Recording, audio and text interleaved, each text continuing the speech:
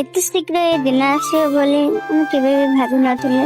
Hello hello, ମୁଁ ନିଜେ ଆମ ଘରେ ରୁହେ। ଆଜି ହଉଛି ମୋ ନାନୀର ସୁକାର ଯିବ। ତ ଏଠି ଆମର ସକାଳୁ ପୂଜା କରୁଛି ଚାଲିଛି, ଆପଣମାନେ ଦେଖିପାରୁଥିବେ।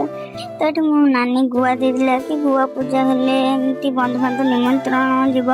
ତ ମୁଁ ବି ଏ ବିଷୟରେ ଏତେ କିଛି ଜାଣିନି, ଆଉ ଯାହା ବି ଜାଣିଛି ଆପଣମାନଙ୍କ ସହିତ ସେୟାର କରୁଛି।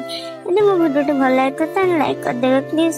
ଏଠି ସବୁ ପୂଜାପୂଜି ସରିଲା ପରେ ଆମର ସବୁ ଜିନିଷ ଏଠି ସବୁ ବନ୍ଧାବନ୍ଧି ହେଇକି ରହିଲା ଯୋଡ଼ରେ, କାହିଁକି ନା ପିଇସାଙ୍କ ଘରକୁ ସନ୍ଧ୍ୟାବେଳେ ଆମର ସୁକାର ଯିବ। ତ ଏଠି ପିଇସାଙ୍କ ଆଟାଚ ସଜ ବି ସବୁ ଆମର ଏଠି ସଜେଇ ଦେଲେ। ଏଠି ଚେନ୍ଟା ହିଁ ଆମର ପିଇସାଙ୍କ ପାଇଁ ଯାଉଛି।